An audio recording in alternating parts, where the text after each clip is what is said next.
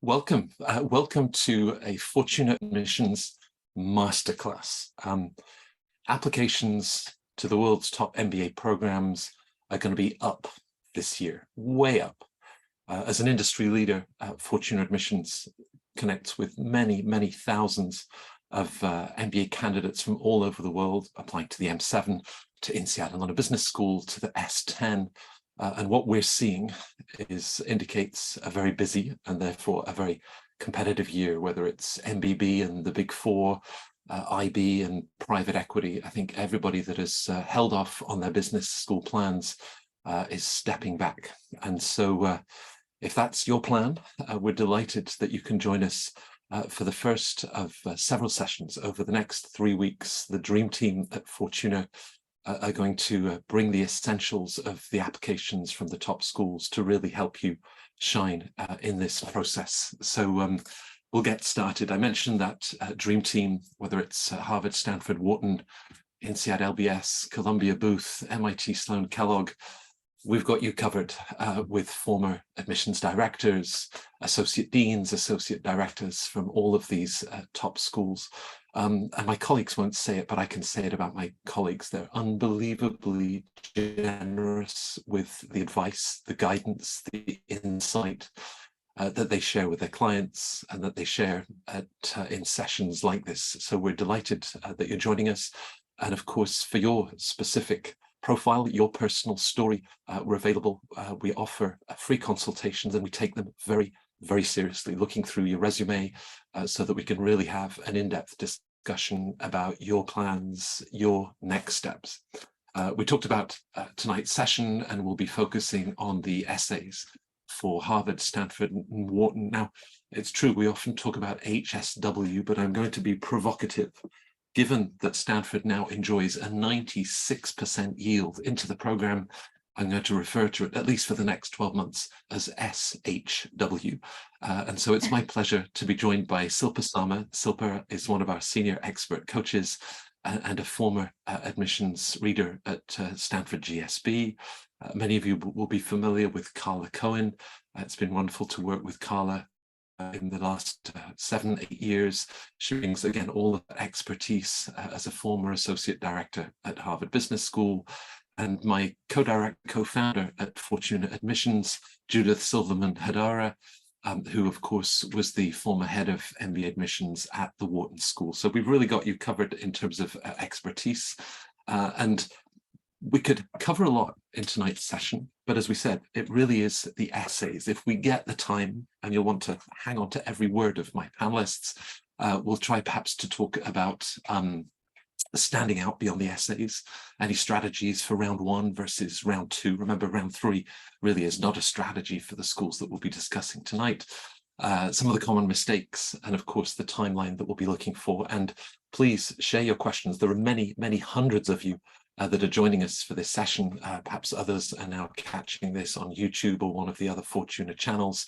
But even then, send in your questions, and perhaps that could be the basis for the discussion that we'll have in the free consultation with you. Now, starting with the idea of SHW, we're going to start with Stanford. And I'm going to turn over to Silpa. We talk about iconic essays. I guess, what is it, the 20th anniversary of What Matters Most to You and Why? The question that all of the other schools are very jealous of. So Silpa, when it really boils down to it, what are we trying to capture in the essays to the GSB? Sure, thank you, Matt. So the essays for the GSB, these require a fair amount of self-reflection. So prior to even starting the process for the essays, applicants should really think about what's shaped them, what inspires them, what drives them. Really just think about their values and their passions and their experiences and goals, and arrive at what they really want the admissions committee to know about them. I think it's really important to resist the urge to over-strategize or push a certain agenda to, tie a narrative into a neat little bow, and really just take the time to reflect and answer in an authentic way. So for one, answer each component of the question. It's, when we talk about the iconic what matters most, it's important not only to cover that, but also the reasons why. Should share the experiences that led you to realize what matters most to you. And really, to make sure that you answer the question posed, might not be a bad idea to share your essay with like a close friend or a family member and see what question they think you answered when you hand them the essay without the prompt. What is the essay about? What matters most itself it's a great question because it offers a unique opportunity to convey who you really are rather than focusing on simply what you've accomplished, right? It allows you to touch on the things that shed light on what shaped you, or the experiences that have inspired the way you go through life. What is your true north? What's really important is to just be personal and authentic with this. You might tell a story that demonstrates your persistence or your work ethic or creativity, or you might even tell a story about a mistake you made or how you coped with that and what you learned from it. There's really no wrong answer to this, and vulnerability isn't necessarily a bad thing. Just aim to show the dimensions that AdCom might not necessarily see in other areas of your application, like your character or your identity or your beliefs, your passions. Just provide a view of how your background may have, shaped your direction and your journey thus far, and how it influences, the impact you'll make within the program and in your broader communities, really. Right. Now, Silpa, you were fortunate to work alongside Kirsten Moss, the Associate Dean of Admissions, Will Torres. I mean, there's a wonderful admissions team at the GSB, and reinforcing what you're saying, when I get the chance to host panels with Kirsten, I remember she said that in the first year she was going to read all of the essays. And I was like, Kirsten, are you nuts? There's going to be 8,000 of them. Are you really going to read 8,000 essays about what matters most to you and why? And she addressed it 12 months later, being the sort of person that she was. And this idea with a tagline of change lives, change organizations, change the world, how she felt that many people were really trying to answer in terms of what they thought Stanford wanted to hear, perhaps, rather than that sort of true self and really focusing on what it is that you want to share. So it's an invitation for introspection, right? Of course. It really is. I think an applicant should be looking to provide the depth and the self-awareness and, the view of what might not be necessarily captured in, say, a resume or an LOR. The GSB really does want to know who these applicants are as people and how they might contribute to the richness and the diversity of the class through their viewpoints, their backgrounds, their experiences, things like that. So it really is a unique opportunity and an open invitation to share that part of yourself and to introspect and to shine a light beyond the professional accomplishments. Now, you mentioned the word vulnerability, which plunges us into the very personal, because perhaps the instinct for applicants is to try to wow Stanford with their accomplishments. How do you make that distinction between what you've accomplished and who you really are? Right, that's a great question. I think of what matters most as more of an origin story, right? And I think about framing that essay in terms of a past-present look, in terms of what exactly has shaped you into who you are and led to perhaps the recent impacts that you've made today, or led to the things that drive you. There's certainly room in the application, in other parts and other components, to move beyond that past present and to cover the most recent impacts in your path and your goals going forward. So I think it's again, I would resist the urge to maybe shine a light on those resume recap, highlights, or any of those things in that what matters most, and instead just focus on substantiating what matters most to you based on the experiences that you had in your background and the things that have been, inspired your direction in life. Maybe that's a good point to remind everyone that there are lots of pieces to the puzzle. There is a resume. We'll be talking about this for HBS as they lead you through resumes, recommendations before they get to the essay. But just you're the reminder of there are many things perhaps they'll already know about you, and how you can then bring in new, fresh material, personal material for the essay. So being very mindful about how you're using each part of the application. Exactly. And it's all graded it's all evaluated rather holistically, right? So it isn't just one component that is a make or break, but rather the complete picture. Everything is reviewed holistically: the resumes, the letters of reference, the application form, the essays, of course, anything supplemental. So it is absolutely not imperative or critical or even desirable to try to cram all of those highlights and impacts into the essay themselves. The essay, I think it's really important, as I've said, to not over strategize that, to just truly answer the question and to answer it in a true and authentic way. Showcase those dimensions, those personal qualities, those characteristics that we might not otherwise know or see in those other parts of the application. We'll be talking with Carla about the fact that in Boston, HBS does not explicitly ask, why Harvard Business School, but Stanford does. Perhaps people breathlessly rush in to talk about touchy-feely courses and all of the electives they're going to do in year 2. How do you advise applicants to use this second essay about why Stanford? Yeah, it's a great essay question as well. I think with this one, I would advise them to think about the impact that they'd like to have rather than fixating on titles that they might aim to hold or any particular status or anything like that. So convey the career vision, both the short term as well as the long term, with clarity and with specificity is my key tip. Applicants, they won't necessarily be judged on the specific career goal, but they should demonstrate that they've spent some time thinking about what they'd like to do with their lives and the impact they'd like to have. So what you write with respect to the aspiration of the career goal, the admissions committee recognizes this isn't set in stone. It might change after you matriculate, particularly after being exposed to the distinguished faculty, a very talented and diverse set of peers in the cohort. Really just your essay should demonstrate that you've spent some time thinking about this, about your true north, and then the impact that you'd like to have. There isn't one perfect career goal that's going to make or break the application or serve as the final piece of the narrative.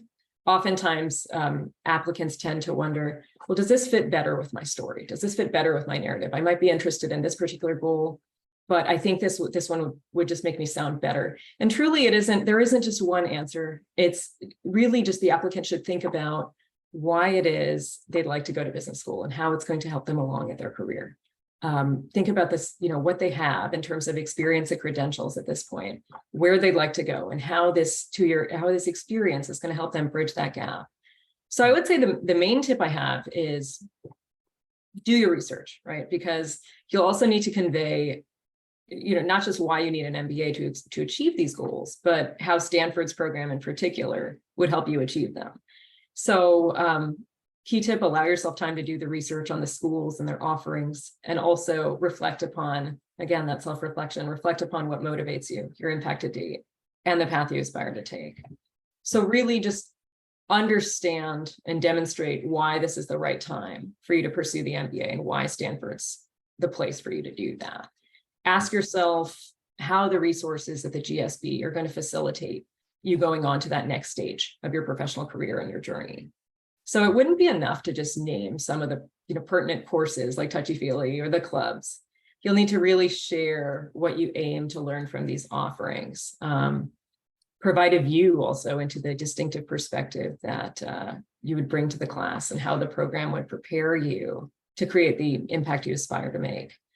I think also for folks applying to multiple schools, one thing to keep in mind is that different schools have different cultures and offerings and opportunities. So it's generally not a sound strategy to just copy and paste and just change a couple course names. It's best to just really give it some thought and to tailor it to the GSB.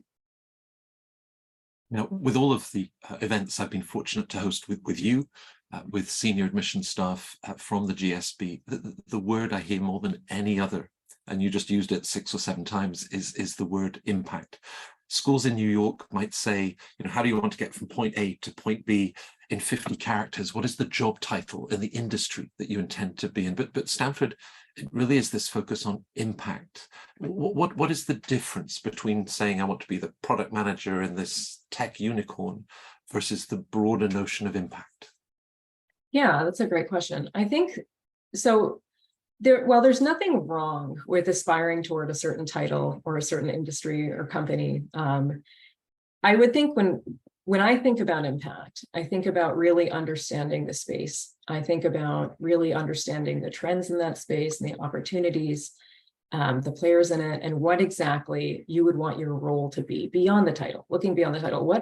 what areas interest you within that space? What, you know, if we look at the longer time horizon of, say, the next, well, even, you know, near term to long term, say 5 years, 20 years, where do you see it going? You know, what do you want to do? What would you like to facilitate, or what problems would you like to solve? What hurdles would you like to help climb? Specificity. When I think of impact, I think of having that specificity in terms of those goals. Right. Well, that gets us started. Now we are going to cross the country to the East Coast. Carla, I was reminded last night talking to Jonathan, a recent HBS graduate, just a lovely, lovely individual. And the school attracts, you know, super smart people, high achievers. And there must be this temptation to say, well, you know, I'm going to share all of this, you know, all of the accomplishments, everything that I've done. But in the last year or two, Harvard Business School has introduced a word limit. You and I have seen applications that would go on for pages and pages. Take us through the essay and also perhaps the chronology of everything that the team might have already looked at by the time they get to the question that says, what more should we know about you? Yeah, thanks, Matt. That's an excellent question. And I think the essence of the essay question is pointing directly at what you just stated, which is by the time they get there, they know a lot about you. You will have covered your basic bio data, but also employment. And both Harvard and Stanford, I think, delve into quite deeply different aspects of that. So there's a short answer section where you detail what your specific role is, what your challenges and accomplishments have been, reasons for leaving. You'll also have covered activities, extracurricular interests, and awards. And you'll have also detailed in 500 characters what your post-MBA goals are. And typically we suggest you focus on short and long term, but similar to what Silpa mentioned, there's no one right answer. It should just make sense with kind of where you've been. A nice blend of realism and ambition, I think, is kind of the only generalization I can attach to that. But by the time you get to the essay, they also have seen your resume. So they know a lot about you already. And I think that they really do stress, and they do for a good reason, it's what more do you want to share with the committee? And I think of this question as, you know, the sort of white space on the resume, the things that wouldn't belong on the resume, that help explain different moves, different thinking, but you don't want it to be resume to prose. And so I think sort of a high level way of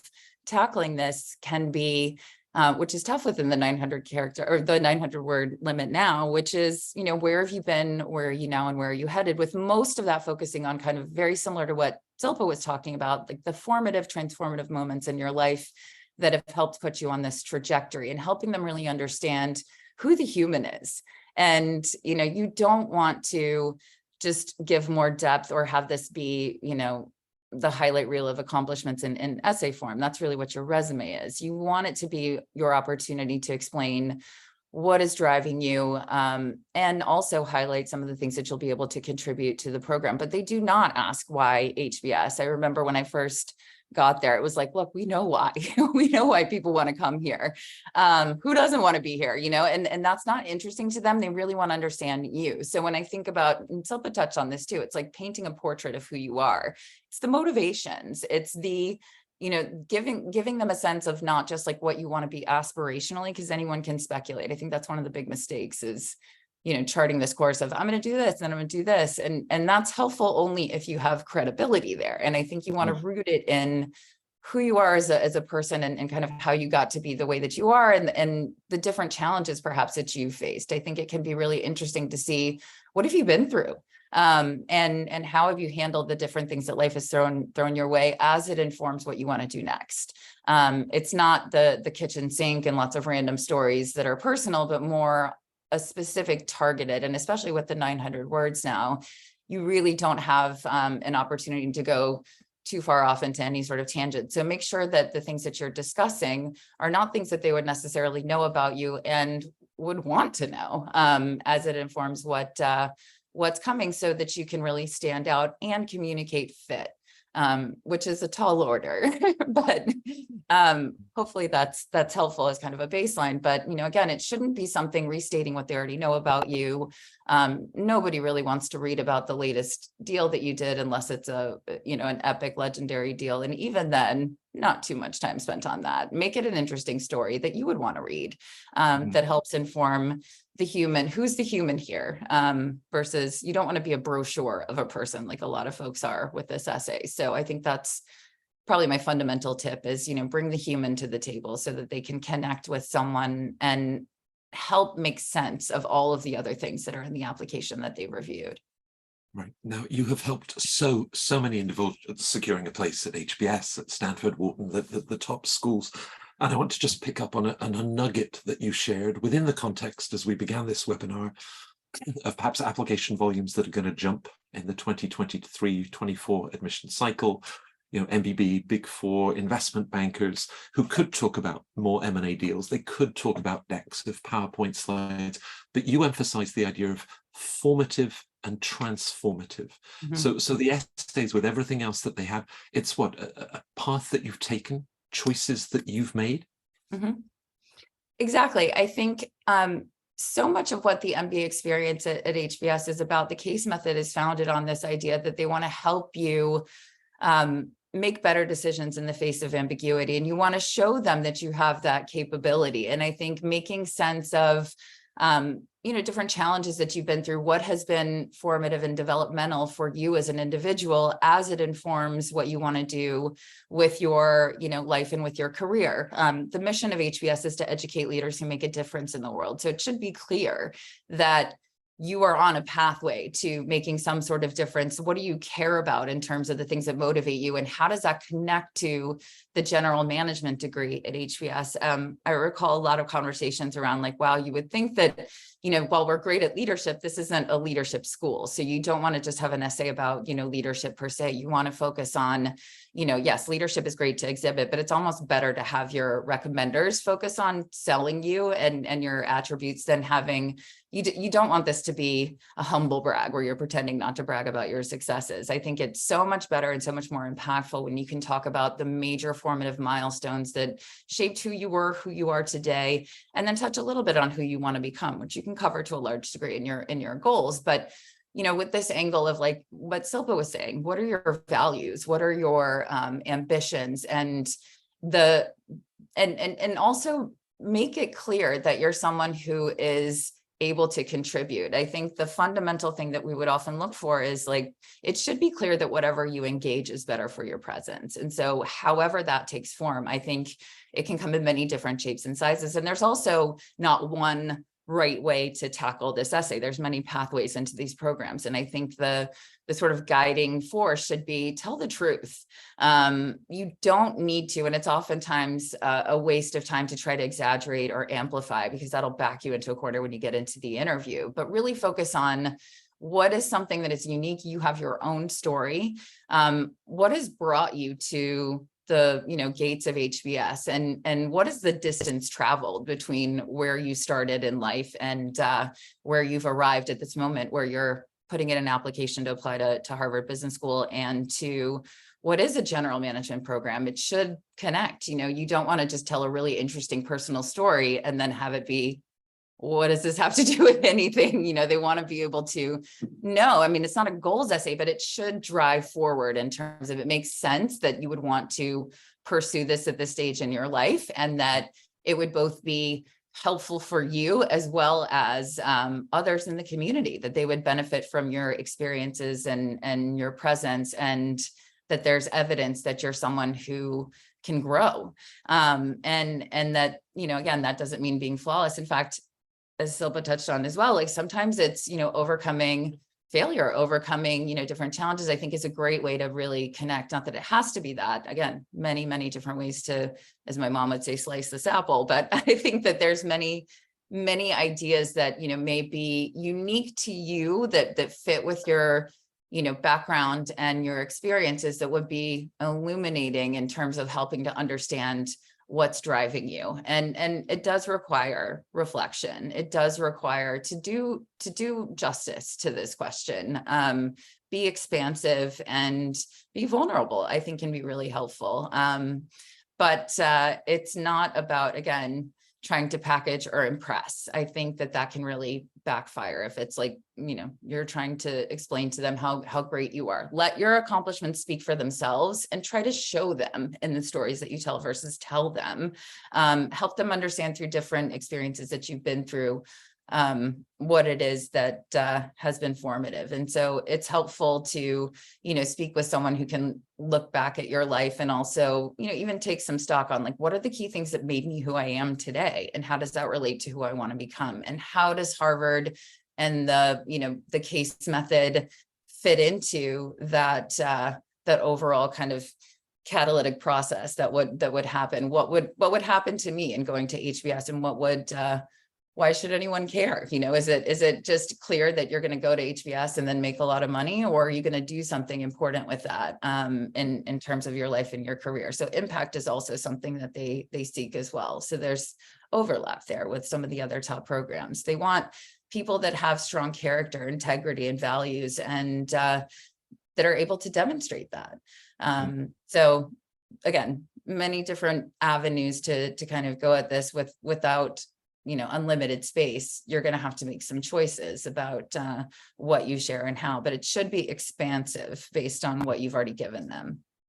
And then you've alluded to three voices, of course, the applicant and that genuine authenticity, but two other voices of the recommenders, and perhaps being very mindful of what they might be sharing in terms of character and values and accomplishments, so that perhaps they're then giving you the freedom to share that more personal story in your essay. Absolutely. I talk about that a lot. In fact, that it's really tempting to want to explain and show off in a way, and in many cases, there's incredible things that people have accomplished. But if it's possible for your recommender to tell that story, that's always my preference. You'll come across as, you'll come across as like they're looking for humility too, right? So it's hard to do that when it's like, well, and I did this, and then I did this, and then I'm responsible for this, and my hard work ethic and all these things where you're describing and qualifying yourself can be really dangerous. Let your recommenders do that work of talking about how focused you are, how exceptional you are, how committed you are, and how talented and intelligent you are. And let your story focus on, what was behind all of these, things, and how did you get to be the way that you are? And so I think having two recommenders gives you that opportunity to alleviate a lot of the pressure to tell that story. And that brings me to another point, is that it's interesting that sometimes people feel tempted to start the essay before they've tackled other pieces of the application. And I do think that it's really difficult to do a great job at this essay if you start the essay first, because really it is, what more do you want us to know about you? So what have you told them, and what do you have your recommenders focusing on? You're not necessarily, you shouldn't be drafting your letters of recommendation, but what are you going to prompt them to focus on? And so this is your opportunity in preparing a brief for them to help them craft something impactful for you, to have them focus on a lot of the professional accomplishments and the impacts of those, and for you to really focus on, again, the human behind all of it, the things that are driving your decision, what brings you meaning. There were a number of my clients last year that got really interesting questions in their interviews that are, at the end of your career and at the end of your life, what do you hope to have accomplished? Let's say your retirement party, what do you want your life to look like at that stage? And I think those questions can actually be very interesting in terms of informing what you would share. How do you define success? And what will a life that is, of meaning and purpose and impact look like? And how does the MBA, which I find it fascinating that business school seems to be one of the leading places to tackle some of the most pressing challenges that are facing the world. I think a lot of us have been pretty disappointed, or there are limitations with other sectors. And a lot of folks that are, whether it's, you're working on solving some issues with poverty or refugees, or, and it doesn't have to be that, but you might be using private equity as an opportunity to, create value and social value with access to financial tools and capital that can make the world and even address interestingly enough, some of the, wealth gaps in this country. So there's a lot of opportunity for you to think about, what is it that I'm up to and what do I want my life to look like? And how am I going to be someone who is going to communicate my value by being able to focus on what have I engaged and how is that translating to success, not only before coming to the MBA, but during the MBA and beyond. So it's a tall order, but I think it really requires, as other folks have talked about, looking at the full picture that's being painted here of who is coming to the table and what's missing and what would they never know about you were you not to share it with them, because it shouldn't be in any other part of your application. Hopefully that's helpful. So now, retirement parties, are those still I know, is that a thing? My viewers, I have the personal privilege to work with Carla, to work with Silpa, to work with Judith and the rest of the Fortuna team. Why am I ever going to retire? But we've recorded so many of these different sessions on so many themes, essays, recommenders, resumes, and I encourage all of you to look through our different channels, both the Fortuna website, YouTube, and Carla, just to wrap up, we'll keep it very brief, but in one session specific to HBS, you talked about the 6 C's. I mentioned community just a moment ago. If you can run through those, because I was like sort of trying to catch shooting stars the last time you mentioned them, and then everybody can go and find the full version of the video as you fill in the details. But what are the 6 C's at HBS? Well, I think it comes, first and foremost, you want to think about the curriculum. What is the curriculum? What does it mean? And there's great videos on the case method, which is another, not officially a C necessarily, but that's the curriculum. Then you want to think about the community and your fit for the community. And, perhaps your essay can even touch on that and the different community engagement pieces. And actually, it reminds me very, very briefly that the key things that when people think about HBS, I want them to think not HB and S, but CAL, and that is community engagement, appetite and aptitude, and leadership.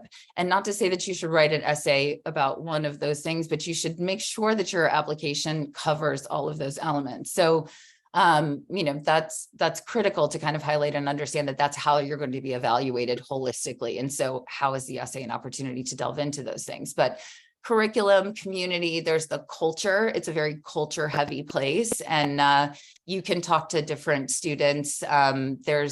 It's very, very easy to find individuals who are at these different programs now. And I recommend cold emailing if you don't know or have friends at these different institutions to talk about the culture and how that impacts the development of an MBA student and whether that's a good fit for you. Stanford is a lot smaller than HBS. So I think that has an impact on the culture and the climate and your experience. And then you also have, the larger, what did I do? Community, culture, curriculum.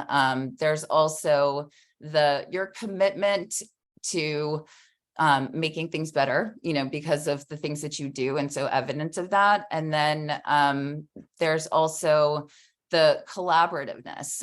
It's a place where 65% of the community lives on campus. And so you're going to be part of this community more holistically. And then your career, what is the career trajectory that you're focused on? And how will the general management degree further that?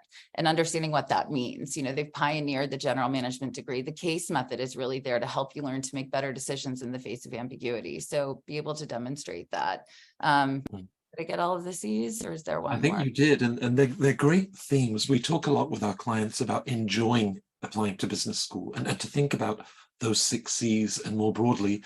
Of course, Judith, when you were leading the admissions team at Wharton, every year you'd think about essays, what you wanted to find out about candidates. And Wharton has really embedded the sense of community in their application. They now talk about how you will contribute to that community. So talk to us about Wharton and what it is that a candidate is trying to share with Blair and her team.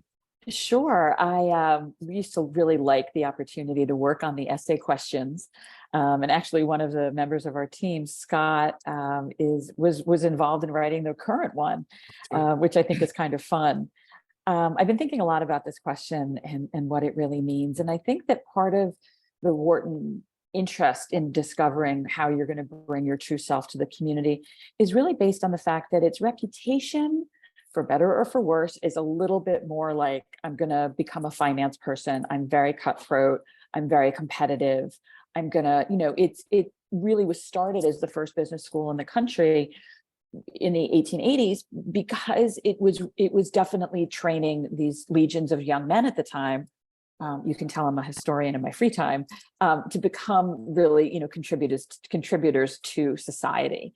So what has happened over these past number of years is this real interest in community, and that is both the community at school, the larger university, West Philadelphia, which surrounds the institution, and then of course in the wider world. And I think the question is based to understand, what do you know about the institution and how do you see yourself there, right? We were all talking about how it's super easy to go online and sort of pick things that make sense for you. And I think Silpa mentioned earlier, you don't want to do a cut and paste job. I feel that is so strong a message for Wharton as well, that Wharton really prides itself in being a class that is quite large, as you all know. It's close to Harvard size, but that it has divided itself into cohorts and clusters. And so you're kind of coming from a class of about 850 into these smaller subsections. And then from there, you're really, kind of getting down to a much smaller group, including your learning team, which are a group of individuals that go through that first year together. Undeniably, this sense of engagement is so important. And Wharton is not looking for you to say, I'm going to become a leader of this existing organization, or, these are the things that I intend to throw myself into wholeheartedly. Wharton may also be looking for you to participate actively in another way. What does community mean to you? Does it mean that you're going to be working with underclass students? Does it mean that you're going to be tutoring other people on your learning team about, various financial or marketing principles? Does it mean that you're going to find people that have like-minded interests? They may not all be academic, right? Mental health has become at the forefront of so many of the schools that we're talking about today. And I really want to make that clear, that it's not always about, this is an existing organization and I'm going to join it, but where are the ways that you see yourself being able to really impact with your background and your interests and your history? So not surprisingly, Wharton is full of entrepreneurs that also see their opportunity to start things within the student culture that can ultimately, to use a word that's being used a lot, impact, how the community grows together.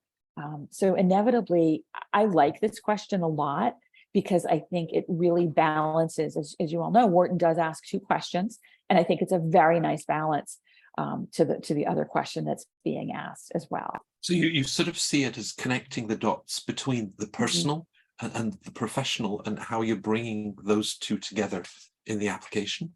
Very much so. And much like Carla mentioned earlier, Wharton is not looking for a repeat of things that they can find in other parts of your application. So it's hard, right? Because if you think about it in terms of real estate, and I frequently do, it's the real estate of your essays and your resume and your letters of recommendation and your online application and hopefully your interview and all those bits and pieces that come to show who you are as an individual. And again, that's just scratching the surface. We would never assume that you can be summed up in this document that you're sending to these schools. But Wharton is again in the context of your writing, hoping to understand what are the goals that you've set for yourself, and then how did you get to want these goals? So it's really, what are the factors that are obviously contributed to becoming who you are as an individual, and then how does that on that journey, because the first job that you might have might not be the third job that you're going to have post-grad, and everybody understands that. So how does that come together? And really telling a story, if you will. I talk about it as being a journey, but bringing the reader along with you. And I cannot emphasize this enough. As you know, I was at Wharton for close to a decade. The first thing I did would read those essays. The last thing I would do would look at GMAT and GRE scores, because that was a lot less interesting to me. But I really wanted to understand who that person was, where they were coming from, how they got to be who they are, And then what was it that they were going to bring to this community? So perhaps it also goes back, Penn was founded by Quakers. And I think that's a lot about how they see themselves in the world, is this place where people are coming together and incredible things happen. So that's why the Wharton questions are designed the way that they are. Of course, I know that the historian in you, Judith, is reveling in, 140 years ago, it was all men.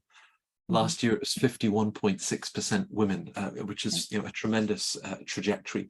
All of them are facing the question of why Wharton and why the MBA. And perhaps we're back to this theme that both Carla and Silpa have touched on, this gift, this opportunity for self-reflection.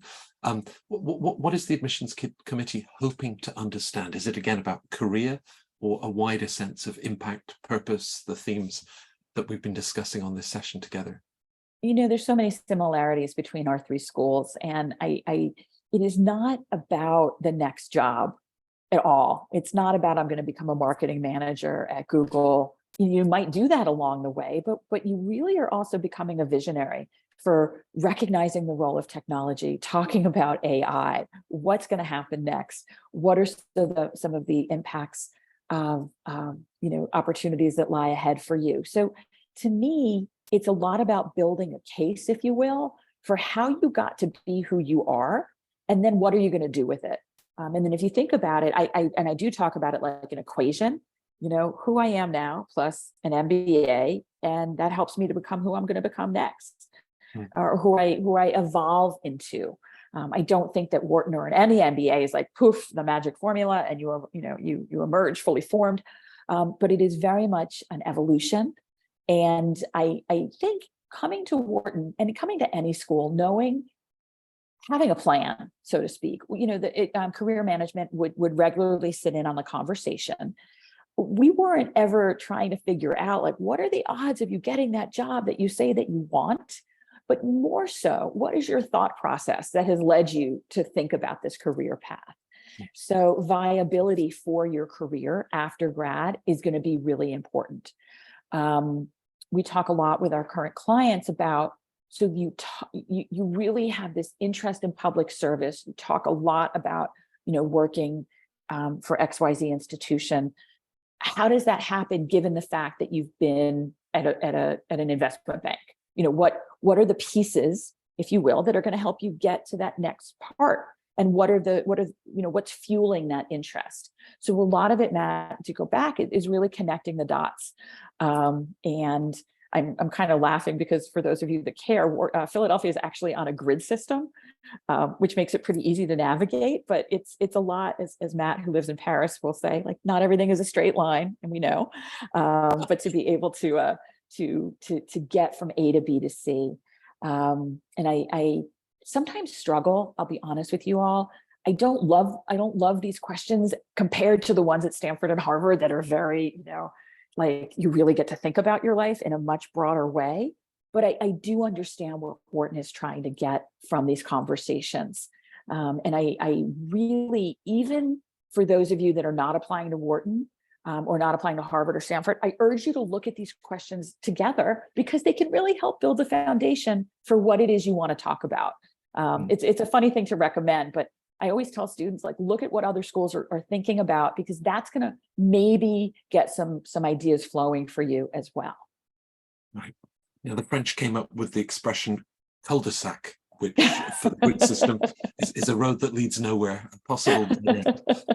They have many other great words in their language. Maybe what I suggest that we do, we've got just a few more minutes, and moving on from the essays, each of the different themes that we now cover, I'd like to look at through the lens of essays, and turn to each of you quickly for your thoughts. So as we think about a strategy for round one versus round two, someone's like saying, oh, it's going to be Labor Day just before those round one deadlines. That'll give me an extra day off work. I'll be able to bang out these essays. Carla, is that realistic to imagine that thoughtful, impactful essays for any three of these schools could be done over a weekend? Highly, highly unlikely. Is it possible?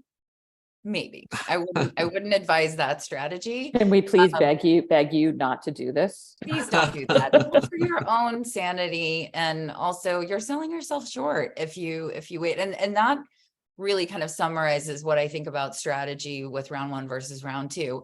Apply when you're ready. There's a lot of folks out there that imagine, oh, if I get in, it's like you get extra points for applying round one versus round two. Not if you're not ready. It's not about being early. Sometimes, you need more time to figure out even what your next move is going to be. You need to have more conversations. You need to think more deeply about what it is that you want to do, or you need a better test score to be in a space where you are not going to be a conversation around, is this person going to struggle with the rigor of the curriculum based on what we're seeing? So there's no, other than potentially knowing sooner, but a lot of folks at HBS in particular, there's this deferred to round two for further consideration situation. And I think they think that they'll find out sooner, maybe not. You might have to wait longer. So a lot of very qualified people are pushed to round two. And that's another thing that you'll want to talk to a consultant about in terms of like, there may just be, and so you could have had not just a weekend to prepare everything, but months to prepare. So don't rush it. You're not doing yourself any favors. Maybe you'll get lucky, but luck is not a strategy. I think it's not a good one anyway. So I think that would be my recommendation, is really make sure that you put your absolute best foot forward in every piece of the application. Harvard only has 2 rounds. Other schools have a third, but one or the other. They're very good at predicting volume. And so there's typically the same number of slots, like proportionally allotted for round one versus round two. So you can't really game the round, which is why I say, and we would say it in admissions too, but people had a hard time believing it. Apply when you're ready, but I mean it does not help you to get in round one. You're not hurting yourself, by waiting until round two, especially if you are rushing over the summer. So think about, kind of when you're going to be able to, if you're going to apply for the next class, like which round is going to give you that opportunity. Some people are absolutely ready and have been ready and are almost ready to submit their applications today. So they can't wait for round one, and have everything really teed up, and we're ready to do that. But, it's not necessary that you're at that stage either. I think the sooner you can get honest with yourself in terms of what you're about. There have been people who've put it together in a week and have been able to make that successful, and then there's people who have spent months. So there's no one size fits all there, but apply when you're ready. So unless you're James Joyce, and to be honest, nobody really understands the Dubliners, let alone much of his work. Silpa, in your role in GSB Admissions, you read a lot of applications, you read a lot of essays. Could you tell when someone had really taken the time, for the thoughtful vulnerability, authenticity that you were describing earlier in this session? I think it's quite clear, yes, when someone's able to bring that depth and that insight into these pieces, into the essays, who's given it the time, and what perhaps was a more rushed effort that maybe just barely scratches the surface of the question or offers a view or an insight into who they are. So I absolutely agree with Carla. I think that if we look at round one versus round two, the more important question to answer here is, when can you put forth the most thoughtful and compelling application? If you have the time to do that, then absolutely, yes, you can go for round one. But really, it's since there's no disadvantage between the two, and what's ultimately important is giving it the thought and introspecting and taking the time to reflect and to do your research and to put forth a thoughtful and a compelling application. Among the most prudent things you can do is just take your time. So take your time and really submit when you're ready. So the admissions committee, and having read thousands and thousands of applications, is fairly, I'd say fairly adept at being able to see that quite quickly when someone's taken a thoughtful and a deliberate approach versus maybe just at the 11th hour tried to throw something together and submit it in the thought or in the hopes that by applying earlier in round one, they're at an advantage. It's not so. It's more important to put forth a thoughtful and a more deliberate application. And bringing in the delightful Stanish, his question, how do you know that the application is ready? I mean, Judith, there's also perhaps all the material is there, and then you make the mistake of handing it off to a committee, and now 14 people are all weighing in, and well, I think that you should have emphasized this and have more of this. So sort of talk us through those closing stages when perhaps you as an individual are happy with this material. How much input might you then look for? Sure. First of all, shout out to Stanish. Really glad you're with us. You've become a friend of Fortuna, so we're glad to see you. Look, I think the more you ask people their advice, the more advice you're going to get. So my general rule of thumb is get one authentic reader that you trust, that knows you, that is willing to push back when they think that things are not going to be as strongly worded or strongly presented. But if you start asking, alums and people you work with and your boss, it's way too much noise. When you're cooking, if you guys like to cook and you're in the kitchen and everybody's telling you a different spice to put in, it's really not going to be a great flavor profile ultimately. So you want to just, if you're cooking Italian that night, go with the oregano and basil. I wouldn't start putting in fish sauce. And that's, you can tell it's lunchtime where I am. But I want to really suggest that you think about who is it that knows you, who knows that you're, full of it, or that you're telling the truth, or that you're pumping yourself up, or you're being vulnerable, but limit that number. And how do you know? There comes a time when you can tell with yourself that it is good and ready. And I can tell this, it's really interesting. I say to my coaches that I work with all the time, I can tell when a client is really comfortable, that it came easily, that it wasn't a struggle, that it just flowed. You as a writer will know that as well. I'm not saying you're not going to tinker with it, of course, but there's sometimes you just feel in your gut that this is really who you are. And the other thing I would say, again, hearkening back to what my colleagues have said, don't push it if it's not there. Really, the worst thing you can do is try to make it happen. And it feels like aggravated, and it feels not comfortable. And that's something that a reader can pick up on. Certainly when I was in committee at Wharton, we could tell that really easily. So admissions, art or science? And I'm going to turn to our resident artist. Carla, you're far too modest to mention that you are an artist whose work is exhibited around the country. The mayor of Boston wants to come to your shows. I encourage everybody to check out Carla's artwork, but you're also an admissions artist, and you've seen everything, including the common pitfalls, the mistakes. If you were just perhaps to select one or two of those common pitfalls, what would you choose? Oh, there's a lot of things that could go wrong, but we don't need to spend too much time on that, other than to say, I think, again, the focusing too much on what you think they want to hear versus, and trying to shapeshift into this idea or look like somebody else who is admitted to the program or follow a certain trajectory that you think is going to be appetizing. I think that is problematic, and I think that failing to do the deep reflection that is required, and imagining that you have to be overly intentional about everything and every step of the process, I think is a big mistake. A lot of times people try to make it seem like they always knew what was going to happen, and this was always their plan, and that's not really how life works.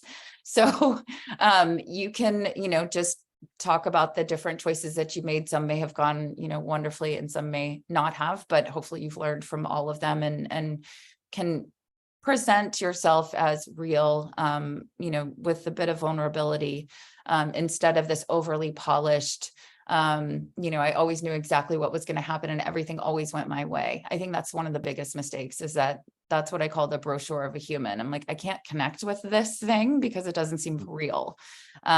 So be real. And there's obviously boundaries around how much to share, when to share. And that's why you need, you should involve somebody who knows you well in the process to kind of check with, in terms of, if you're on the right path. But it's both art and science. You gotta focus on the kind of core elements that are true, and then you want to help tie together and make sense of it. It's sort of the Steve Jobs, you can't connect the dots looking forward, you can connect them looking back. And I think there's a there's a lot of value in that statement as you think about this process, is that looking back, actually knowing what I know now, I'm on a different trajectory, and knowing what you don't want to do is also a big part of it too. But not to get too complex there, but hopefully that's helpful. Well, the three of you are among the kindest, most supportive, most generous people that I know, and I see that in the coaching work and the level of support and encouragement that you provide. But you're also very candid and very honest. So Silpa, I'm going to turn to you for JP. JP has written in with this idea of looking at a first draft from a client where that first, I mean, it's a first draft after all, so it wasn't ideal, but perhaps it wasn't authentic. How do you then help a candidate to shape something and the true north that we were discussing earlier? Okay, so that's a good question. I would say that if there's something that wasn't ideal, oftentimes what's lacking, I would say, is depth, right? So oftentimes people will want to tell their story, but not really show the experiences that have led to the takeaways or the values that they've gained. Not really answering the hows and the whys that really inform the story and provide the very helpful color behind it. So in terms of how we help them, how we might help them bring out that depth and that insight and that color to the story. I think oftentimes by asking questions around their experiences, by asking about experiences or anecdotes that have led them to certain realizations, encouraging them to think about what these things have evoked, or the feelings, or the takeaways that they've gotten from things. I think that oftentimes adds deeper layers that make for a more engaging story. And what's important to know for JP and the others is that oftentimes this is a very iterative process. It is when we get a first draft, very seldom is somebody able to provide an essay or material that is ready on the first draft. It takes several rounds of thoughtful iteration and dialogue around some of these questions and around some of these aspects of their story. And it's it can be challenging without having that additional collaboration and that insight into some of which of these things to dive into, or some of these specific elements of your story that you would need to provide more context around. But the short answer to that is just how, to the question of how do you work with something that perhaps isn't ideal or isn't authentic or deep enough and generate something that is just, probing deeper into the questions and the experiences and showing rather than telling in order to engage the admissions committee or whoever your reader might be that you're sharing this essay with. Right. So this notion of dialogue in a process to illustrate formative and transformative. Judith, my last question then for you. 8 weeks to the round 1 deadlines for those of us that are watching this live today. What can you achieve in 8 weeks? Carla talked about, hey, before you rush into the essays, think about all of those other parts for HBS to then say, well, what more? What is your advice for how our viewers can best use the 2 months that lie ahead? I think it's really helpful to take a good look at the application holistically. So you very much want to situate yourself, right? You want to get online, you want to register for an application, you want to print out a copy, you want to start taking notes on, what you think might work. I generally like to start with things that are going to be out of my control as quickly as possible. So the resume is a great thing to nail and get out and feel that it's set. The letters of recommendation are really good things to start to put together packets that you're going to, have a conversation with your recommender this week or next week and say, oh, by the way, I'm applying. Would you feel comfortable writing for me? Here's an outline of the things that I've been involved with. These are the schools that I'm looking at. This is what they're looking for. So then you can really turn your attention back to brainstorming how it is that you want to approach the essays and the online application, and the short answers that are going to be asked at both Stanford and Harvard. So I know it sounds very old school, but print this thing out. It's sometimes better to pace around your living room and mutter to yourself and really go through this piece by piece by piece, because there's so much opportunity there for you to put together this whole presentation that is not just predicated on those essays. I also think from your perspective, it's good to know that you're accomplishing things, right? So if you get your resume out the door, you get your letters of rec kind of good to go, you're then starting to chip away at the other things, and you give yourself a minute to not feel like your foot on the gas for the next 8 weeks. Sometimes good ideas don't happen when they're supposed to, right? You're sitting down, it's 8 o'clock on a Sunday morning, and you might not be ready to actually write anything. But it could happen when you're out for a jog, or you're walking your dog, or you're making dinner, you're listening to your partner talk about something, right? So I really want to encourage you to give yourself the space to let those ideas marinate a little bit. And inevitably, you will come a time when you start to outline. We generally go with and Carla talked about the kitchen sink, put it all in there for the time being. Then you can always pull things out afterwards, but scribble, get some ideas going. And then eventually you'll start to tease out those threads that are going to be relevant. Please do not leave yourself until the last minute to submit everything. I generally set a personal deadline a week before. You never know what's going to happen. I will tell you a funny story. Hillary Clinton had once written, so going back a couple of years, a letter of recommendation for an applicant to Wharton, but evidently there was a storm where she was, and so she couldn't get it to us. And I mean, that's just like a pretty, extreme example, but don't wait until the last 2 days. And I really, so set yourself a couple of days ahead that you're in a good place and that you're not scrambling, because things happen, transcripts don't upload and your resume looks weird and you can't get it. You're at 907 words for Harvard and you really need to be at 900. But I really want to encourage you to look at this it's funny, but like it's both productive and also a lot of mental thinking and contemplation. So there are things that you can work on steadily, get them out. And there are things that you're going to need a little more time with. 8 weeks, you definitely do it. I feel like it's possible to do it without stressing out. If you talk to me in 4 weeks, I'd be a little more worried about you. But right now, I feel like, if you're steady, you can certainly hit those dates coming up in September. And my admiration to Hillary, despite the storm, not taking the temptation to send in that letter of recommendation from somebody else's Gmail account. We wouldn't want it was. Would we? I like that joke. No, she was very much on her own. One of you applied 2+2, made the interview stage to both HBS and Wharton, and said, "Hey, can we have a consultation to talk and see what next steps for applying?" Absolutely, please reach out, any of you, to gain advice about your personal situation and your story. Non-traditional applicants, maybe someone with a design background, that's Deepa's case. Fantastic, what an incredible contribution of the voice that you will bring.